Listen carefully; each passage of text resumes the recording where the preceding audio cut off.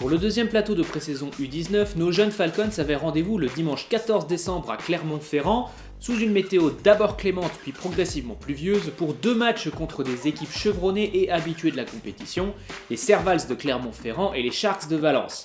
Les Falcons se sont vus renforcés par 8 jeunes venus des Giants de Saint-Étienne, club familier puisqu'il était déjà en entente avec Villeurbanne l'an dernier.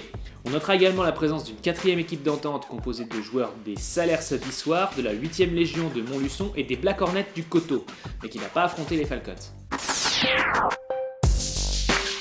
Titularisés pour ce début de rencontre, les joueurs Falcons souhaitent montrer leur progrès effectué en 2 semaines et concrétisent d'entrée de jeu en traversant le terrain en 2 courses de Genaille Gascon qui conclut son drive avec un touchdown et une petite danse avec son quarterback Enzo Nouri, 6-0 pour Villeurbanne. Sur le jeu suivant, hélas, Enzo, également titulaire en linebacker, sortira sur blessure après un gros plaquage. Fort heureusement, rien de grave, mais sa journée est terminée et il ne pourra pas prendre de l'expérience sur le jeu de passe. Franchement, je pense que je m'étais beaucoup amélioré. Déjà, j'ai passé plusieurs journées avec mes collègues à se traîner dans un parc, à faire des passes. Remplacé par le jeune Stéphanois Arthur Ravel, qui n'est pas quarterback de formation, l'équipe insiste avec le jeu au sol derrière une ligne assurée et en faisant tourner les running backs. C'est toujours aussi direct plus compliqué, il y a des Français qui vont faire beaucoup plus de courses. Donc voilà. Les Servals prennent de la confiance en deuxième mi-temps et malgré de beaux jeux défensifs de la part du numéro 8 Baptiste Bornand au poste de linebacker, les Clermontois marquent après la pause pour ramener le score à 6 partout. L'attaque Falcons Giants se rapproche de l'embut adverse en fin de match avec notamment une course créative de l'habituel homme de ligne Quentin Bouzit, mais un fumble critique tout près de la zone d'embut rend la balle aux Servals et le match en restera sur un match nul 6-6.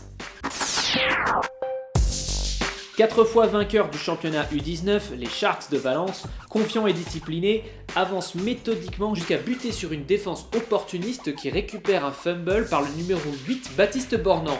L'attaque villeurbanaise, toujours privée de jeu de passe, ne parvient pas à franchir la défense valentinoise cependant, et juste avant la pause, le quarterback des Sharks, titulaire de la sélection régionale en octobre, livre une spirale parfaite directement dans la zone d'embut et marque. La deuxième mi-temps est identique à la première. Les Sharks appliqués progressent avant de buter sur le numéro 62 des Giants, Antoine Marie, qui intercepte. Puis ils finissent par marquer sur une longue passe pour mener 12-0. Les Falcons Giants peinent malgré quelques lueurs ça et là et le score final restera de 12 points d'écart. À vrai dire, je suis un peu déçu du deuxième match car on a perdu un touchdown. La fusion des Giants et des Falcons, ça nous a un peu bouleversé, je dirais. Sur le deuxième match, je ne m'attendais vraiment pas à passer 10 billes. Du coup, j'étais pas vraiment prêt et c'est peut-être à cause de ça qu'on a perdu le touchdown. Mais je me suis trouvé un très bon poste au linebacker. J'ai un bon retour, même les joueurs ont adoré jouer. Ça s'est bien passé, il y a une bonne entente globalement sur le tournoi. Ça a joué fort, ça jouait bien. Malgré que ce soit du jeu à 7 qui peut paraître péjoratif pour certains, c'est très technique. L'avantage c'est qu'on bosse énormément de technique avant la tactique et on a des joueurs qui vont être performants dans les années à venir. Franchement, c'est un bon plateau et je suis très content du groupe que j'ai aujourd'hui. Globalement, c'était en soi un bon match et comme je dis, j'ai pas vraiment adapté de plan de jeu parce que c'est du jeu à 7, donc d'abord techniquement et après on fait tactiquement si vraiment un jour il y a de l'enjeu.